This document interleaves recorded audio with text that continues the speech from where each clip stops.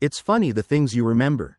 Not the big, cinematic moments that change your life, but the little details that orbit them.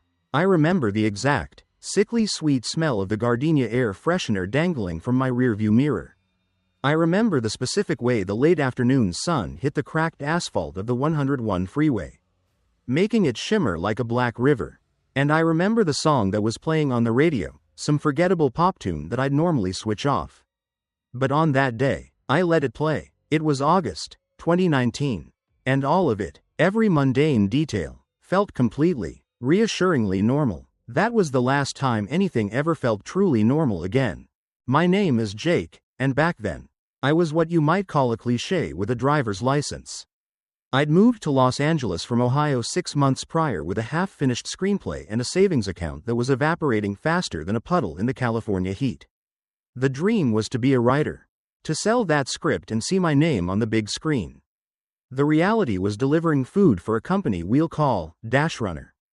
My car, a beat-up 2008 Honda Civic that had barely survived the cross-country trip, was my office. I spent 10, sometimes 12 hours a day in that driver's seat, ferrying everything from lukewarm tacos to overpriced sushi across the sprawling, chaotic grid of the city.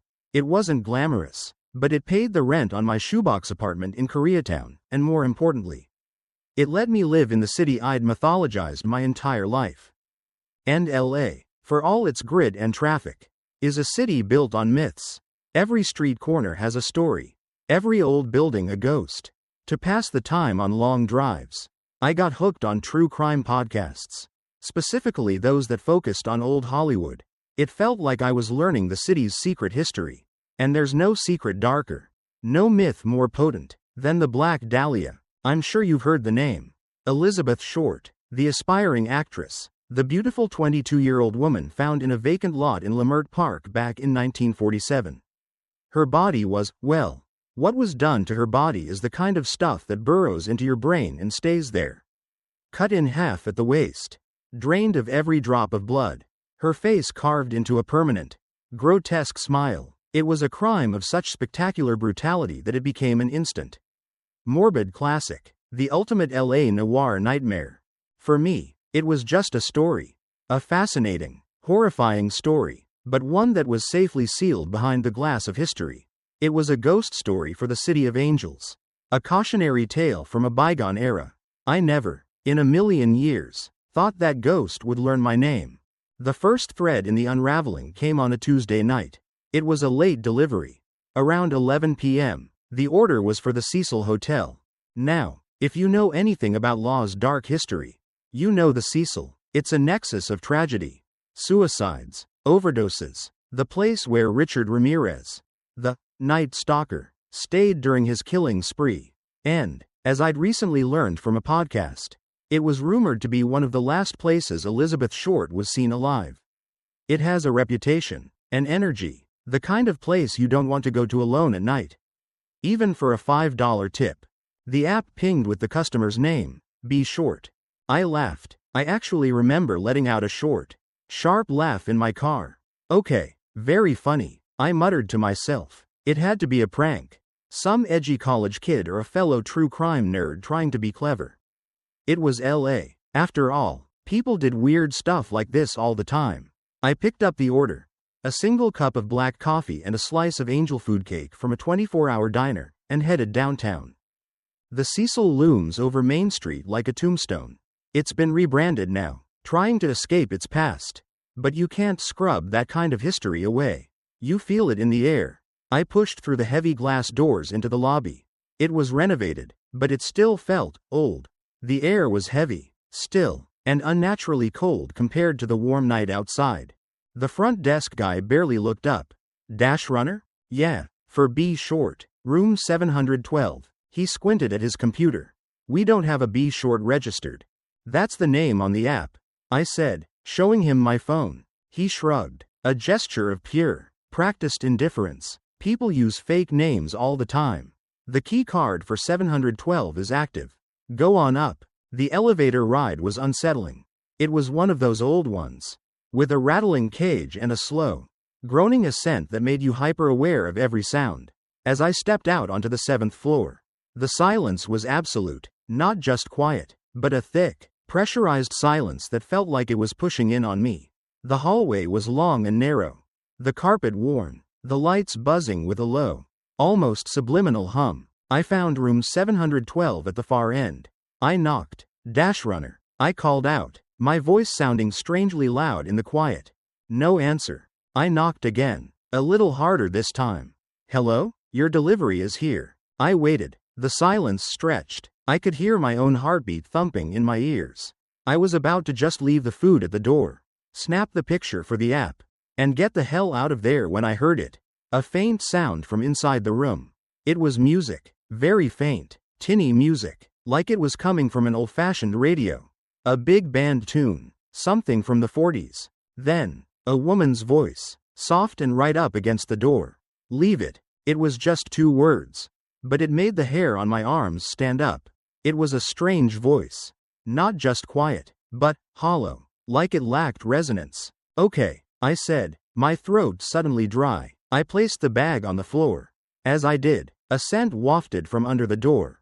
It was a perfume, a heavy, floral scent, like tuberose or gardenia. It was cloying and old-fashioned, the kind of scent my grandmother used to wear. I fumbled with my phone to take the required photo of the delivery at the door. The app had a feature to send a pre-written message. I tapped, "Enjoy your order," and practically ran back down the hallway. I didn't wait for the elevator, I took the stairs. My footsteps echoing in the concrete well. Back in my car, with the windows down and the bland pop music cranked up, I tried to rationalize it. The name was a prank. The hotel was just creepy. The music could have been from a TV show. The voice was just a tired tenant who didn't want to be bothered. The perfume, well, I couldn't explain the perfume. I chalked it up to a weird night in a weird city and drove on, trying to forget the hollow voice and the oppressive silence of that hallway. But I couldn't shake the feeling that I hadn't just delivered food. I felt like I had answered a knock from the other side of a door that should have remained closed. That was the first red flag. And like an idiot, I drove right past it. My fascination with the Black Dahlia case deepened after that night. It was no longer just a podcast topic, it felt personal somehow. Like I'd brushed up against the edge of its shadow. I started using my downtime between deliveries to do more than just listen. I started visiting the locations. It began as a way to add context to the story, to see the real places behind the myth. I went to the Biltmore Hotel downtown, a place of opulent, faded glamour. It was the last place Elizabeth Short was definitively seen alive. I walked through its grand lobby, trying to imagine her there in 1947, a young woman full of hope, just hours away from a horrific end. I felt nothing but a tourist's curiosity. Then, I drove to Lamert Park, the specific lot where her body was found on January 15, 1947, is just a patch of grass now, tucked away in a quiet residential neighborhood. It's unnervingly normal. A small, 2-story house stands there, with a neatly manicured lawn. The day I went, the sky was a brilliant, cloudless blue. Birds were chirping. A dog barked down the street. It was the picture of suburban peace. I parked across the street, not wanting to look like a creep, and just stared at the spot. I tried to superimpose the infamous black and white crime scene photos onto the sunny landscape in front of me. The disconnect was jarring. It was impossible to reconcile the brutal history with the peaceful present. I sat there for maybe 10 minutes, lost in thought, as I was about to put the car in drive and leave. Something caught my eye. On the patch of grass by the sidewalk, right where historical maps indicated the body had been discovered, sat a single flower. It was a dahlia, a black dahlia. Its petals were a deep, velvety crimson so dark they appeared almost black in the bright sun. It was fresh. There was no vase, no note, no sign of who might have left it. It was just sitting there, stark and solitary against the green grass. My blood ran cold. Now, I know what you're thinking. Someone else, another true crime tourist, a history buff, or even a local who knew the story, could have left it there as a tribute. It was the most logical explanation. It had to be. But coming after my experience at the Cecil, it felt like something else. It felt like a message, a signpost, the name on the app, B. Short, the flower on the lawn. It was a pattern, My logical mind was screaming, coincidence. But the part of my brain that had been spooked in that hotel hallway was whispering something else. It was whispering that the story was no longer in the past. I took a picture of it with my phone. I don't know why, maybe to prove to myself I wasn't imagining it. The photo is still on my phone to this day, buried in my cloud storage. Sometimes I look at it and the feeling comes rushing back, the bright sun, the quiet street, and that impossible, dark flower. It felt like a calling card. That was the second red flag. This time, I didn't just drive past it. I stopped and stared, and a part of me, the foolish, curious part, started to follow where it led. The calls started about a week later. They always came late, well after midnight, when I was home in my apartment trying to unwind or work on my script. The caller ID always showed up as unknown number. The first time I answered, there was nothing but dead air. I said, "Hello?" a couple of times, got annoyed, and hung up. I figured it was a butt dial or a telemarketer with a busted autodialer.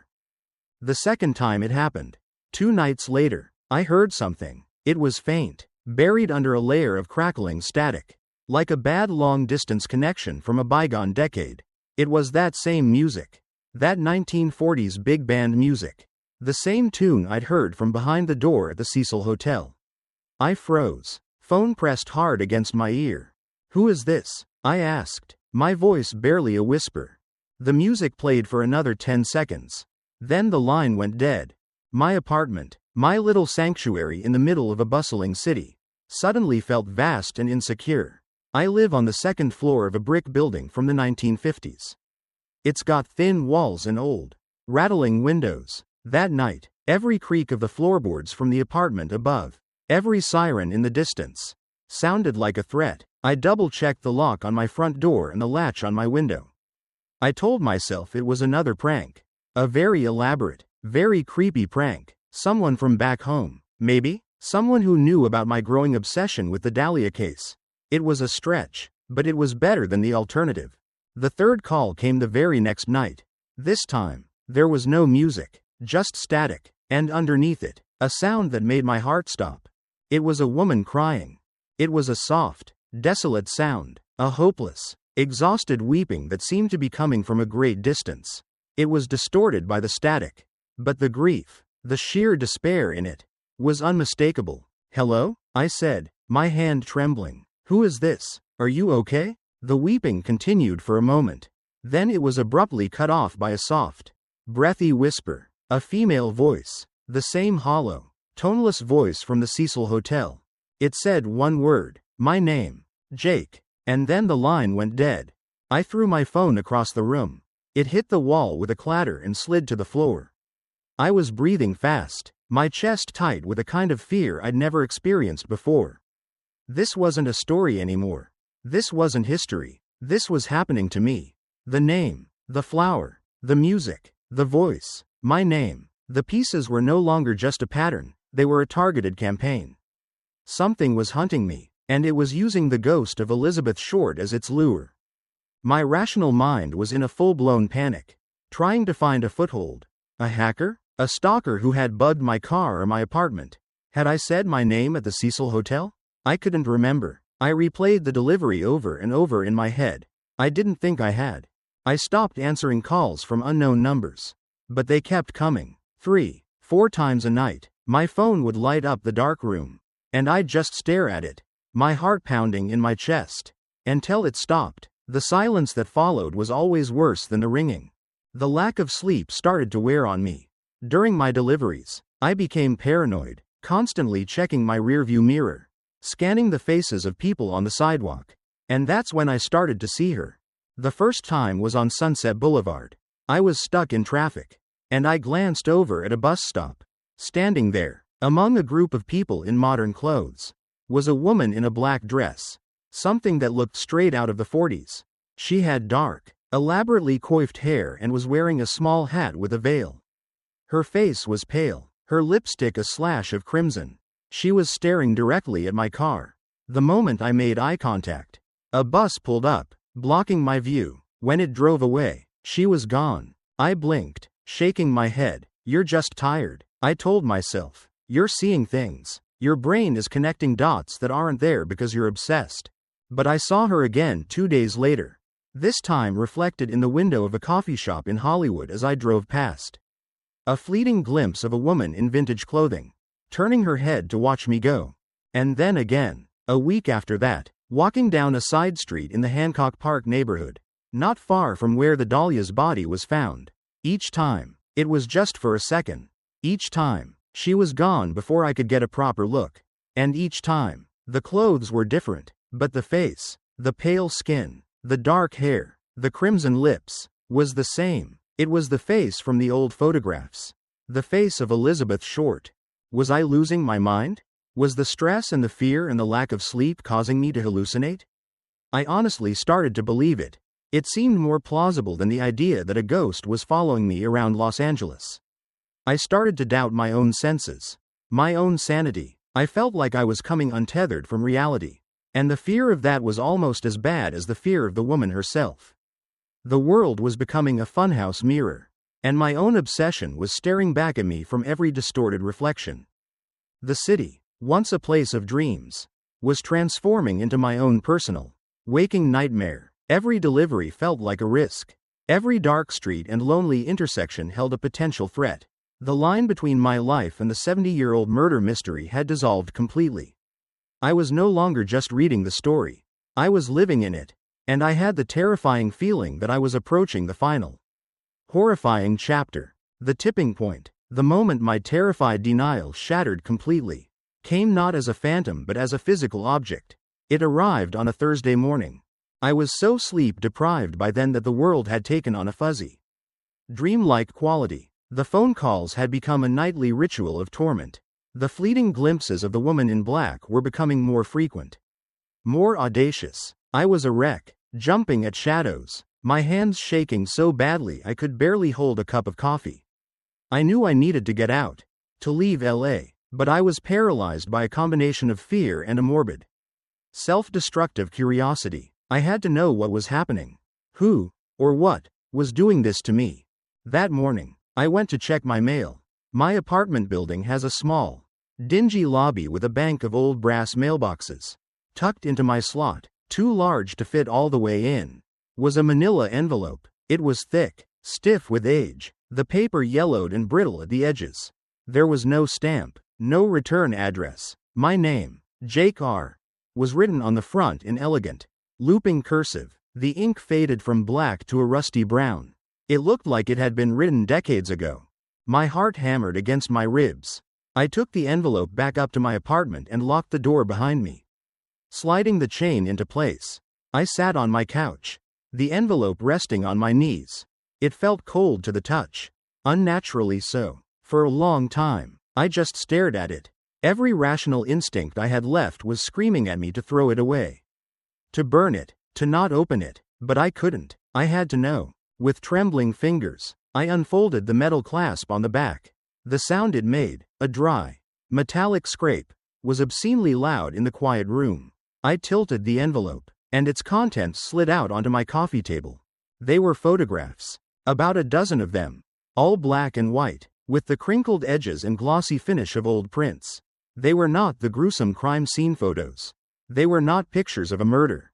They were pictures of Elizabeth Short, alive. In one, she was laughing, head thrown back, on a sunny beach. In another, she was sitting at a cafe, a hopeful smile on her face, looking at someone just out of frame. In a third, she was dressed up, standing in front of the Grauman's Chinese theater, looking every bit the movie star she desperately wanted to be. They were candid, personal moments, happy moments, filled with life and promise.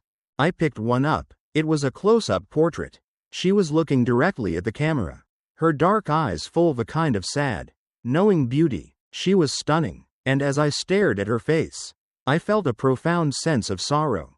This was the real person, not the myth, the young woman whose life was stolen from her. Then I turned the photo over. There was writing on the back, in the same faded, cursive script as the address on the envelope. It was a single sentence. "You see me, don't you, Jake?" I dropped the photo as if it had burned me. I scrambled back on my couch, away from the coffee table, my breath coming in ragged gasps. This was the proof. The undeniable, physical evidence that my experiences were real. This wasn't a hallucination. This wasn't a prank. This was something intimate and deeply, personally sinister. Someone had these photos. Someone had been watching me, knew I was seeing her, and had delivered this package to my door. The implications were dizzying. Was this a message from the killer? Could they still be alive after all these years? Or was it from someone else? Someone who knew what happened. Who was guarding the secret? I looked at the rest of the photos, frantically turning them over one by one. Each had a message on the back. On the back of the beach photo, it was so cold that day. On the back of the cafe photo, he said he loved me. On the back of the photo at the theater, they were all watching. It was like reading pages from a diary she never wrote. Fragments of her thoughts, her feelings. But the last photo, the one at the bottom of the pile, was different. It wasn't of her. It was a photo of the front of my apartment building, taken from across the street, at night, and in my window, the window to my living room where I was sitting right now. You could see my silhouette, illuminated by the glow of my laptop screen. I turned it over. My blood turned to ice. The message read, "I'm watching." 2. That was it. That was the moment the floor fell out from under my world. The fear was no longer a creeping dread, it was a physical presence in the room with me. It had a face, a voice, and now, it had my address. I was no longer a student of history, I was its target. The hunter had become the hunted. I swept the photos back into the envelope and shoved it deep into a drawer. As if hiding it could make it unreal. I spent the rest of the day in a state of pure animal terror. I didn't leave my apartment. I didn't answer the door. I sat on my floor, with my back against the wall, just watching the door, watching the window, waiting for what? I didn't know. The sun went down, and my small apartment was plunged into darkness. But I didn't turn on a light. I just sat there, in the dark, listening to the pounding of my own heart, convinced that something was about to come through that door. I finally understood the kind of fear Elizabeth Short must have felt in her final hours. The fear of a predator that you know is coming. A predator whose face you may never even see. My life, as I knew it, was over. The only thing left was survival. I had to get out. That was the only thought in my head. Get out of the apartment. Get out of LA. Get back to Ohio where the world was simple and ghosts stayed in books. But I was broke. The Dash Runner gig was my only source of income. And I needed enough cash for gas and a clean break from my lease. I had to work for one more night. Just one more. It was the stupidest decision of my life. Born from desperation. That night, I turned on the app with a sense of finality and dread. Every ping made me jump. Every delivery was a gauntlet of fear. I avoided downtown, sticking to the sprawling suburbs of the valley, hoping for safety in anonymity. For a few hours, it was blessedly normal. Pizza to a family, Thai food to a group of college kids. With each successful, mundane delivery, a tiny bit of my courage returned. Maybe I could just make it through the night. And then, around 1 a.m., the order came. The restaurant was a high-end steakhouse in Studio City. The destination was an address up in the Hollywood Hills. The name on the order was just an initial, E. My blood ran cold. The hills, winding, narrow roads, isolated mansions, deep shadows. It was the perfect place for an ambush. I should have canceled it. I should have thrown my phone out the window and just started driving east right then and there. But I didn't. The payout was huge, almost $100, enough to get me well on my way out of the state. Against my better judgment, I accepted. The drive up into the hills was a journey into darkness. The city lights fell away below, and the roads became tight, twisting ribbons of asphalt flanked by dense, black foliage. There were no streetlights, only the twin beams of my headlights cutting through the oppressive dark. My GPS led me further and further up, past opulent gates and long driveways, into an area where the houses were older, more secluded. Finally, the GPS announced, "You have arrived." I slowed the car and peered out the window.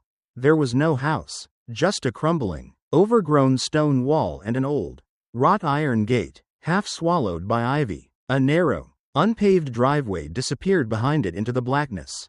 There was no address number, no mailbox. This was wrong. This was all wrong. My internal alarms were screaming. I pulled out my phone to call the customer. The app connected, and it rang once before someone picked up. There was no hello, just that static, and underneath it, the faint, tinny sound of 1940s music. I hung up, my hand shaking uncontrollably. No, I whispered, no way. I put the car in reverse, my mind screaming, get out, get out, get out. But as I did, my headlights swept across the iron gate again, and I saw it. Hanging from one of the rusty bars was a single Black Dahlia. I was frozen. It was a trap. I knew it was a trap. It was a direct invitation, a dare, and a part of me, the part that had been driven half mad with fear and curiosity, knew I couldn't leave, not without seeing. I killed my engine. The sudden silence was deafening. I got out of the car, the bag of expensive steak getting cold in my hand. The air was heavy with the smell of night-blooming jasmine and damp earth. I pushed the gate. It swung open with a low, groaning shriek that echoed in the stillness. The driveway was a tunnel of black trees. I used my phone's flashlight to guide the way. The beam cut a weak, trembling circle in the immense darkness. Branches clawed at my clothes. Every rustle of leaves, every snap of a twig, sounded like footsteps behind me. After about 50 yards, the driveway opened into a clearing, and there was the house. It was a relic, an old, Spanish-style mansion, the kind that would have been glamorous in the 20s but was now falling into ruin. Stucco was crumbling from the walls, revealing the dark wood lath beneath. A large, arched window was boarded up. The whole place sagged under the weight of time and neglect. It looked like it had been abandoned for half a century. But it wasn't abandoned. A single, dim, yellow light glowed from a downstairs window. This was the climax, the end of the story. My heart felt like it was going to explode. I walked up the cracked stone steps to the heavy, carved wooden door. It was slightly ajar. I could hear the music clearly now, seeping out from the crack. And something else, that desolate, hopeless weeping. This was my moment of confrontation. Not a fight, but a choice. Push the door open and face the source of my terror. Or turn and run and never know. I raised my hand, my fingers brushing against the cold, rough wood of the door. The smell of that old, floral perfume, gardenia or tuberose, wafted out, thick and suffocating. And in that moment, I realized I didn't want to know. I didn't want to see the face of the person who had tormented me. I didn't want to understand the mystery. I just wanted to live. The weeping from inside hitched. And then a voice whispered, so close it felt like it was right on the other side of the door. The same hollow, toneless voice. I knew you'd come. That was all it took. Primal, unthinking terror took over. I didn't scream. I didn't make a sound. I just turned and ran. I sprinted down the dark driveway, branches whipping at my face. I didn't use my flashlight. I didn't need it. I was running on pure adrenaline. My lungs burning. My only thought to get back to the car. I fumbled with the keys, my hands shaking so violently I could barely fit the key in the ignition. The engine roared to life, and I slammed the car into reverse, not caring that I scraped the side against the stone gatepost. I tore down the winding roads of the hills, my tires screeching around the blind curves. I didn't look in my rearview mirror. I was too afraid of what I might see. I just drove, heading east, away from the house, away from Hollywood, away from the entire cursed city. I didn't stop until the sun came up and I was deep in the Mojave Desert. The skyline of Los Angeles, a faint, hazy memory behind me. I never went back. I called my landlord from a gas station in Arizona and told him to keep my security deposit and my stuff. I called my parents and gave them a watered-down story about LA not working out. I drove for 2 straight days until I was back in my childhood bedroom in Ohio. I did go to the police. Once I was home, I called the LAPD and told them everything. The address, the Cecil Hotel, the photos, the house in the hills. I sounded like a lunatic. And I knew it. They were polite but dismissive. They said they would look into it. A week later, a detective called me back. He told me there was no record of the delivery to the Cecil that night. The address I gave them for the house in the Hollywood Hills didn't exist. The GPS coordinates led to an undeveloped patch of land owned by the city. They asked if I was on any medication, if I had been under a lot of stress. They found nothing. But I know what I saw. I know what I heard. And I know what I felt. It's been 6 years. I have a normal job now. An office job. I'm engaged. I live a quiet life. But the dread never really leaves. It's a permanent guest in the back of my mind. I can't watch old movies. Especially anything from the 40s. The smell of certain flowers gives me panic attacks. I still have the manila envelope with the photos. Hidden away in a box. I don't know why I keep it. Maybe as a reminder that it was real. Sometimes, late at night, when the house is quiet, I think about that night in the hills. I wonder what was behind that door. Was it the ghost of Elizabeth Short, trapped in a loop of her own tragedy? Or was it something human? A person, or a family, who has been guarding the secret of her murder for over 75 years? A secret so dark they're willing to drive away anyone who gets too close. Someone who saw my morbid curiosity and decided to make me part of the story. I don't know which answer is more terrifying. And I know now that I never will. The Black Dahlia case is famous for being unsolved. And I've come to accept that my part in its story, my own private, horrifying chapter, will remain unsolved, too. All I know is that I went to Los Angeles looking for a story to write. And I found one. But it wrote me instead. And it's a story that I'll be telling myself, in the dark, for the rest of my life.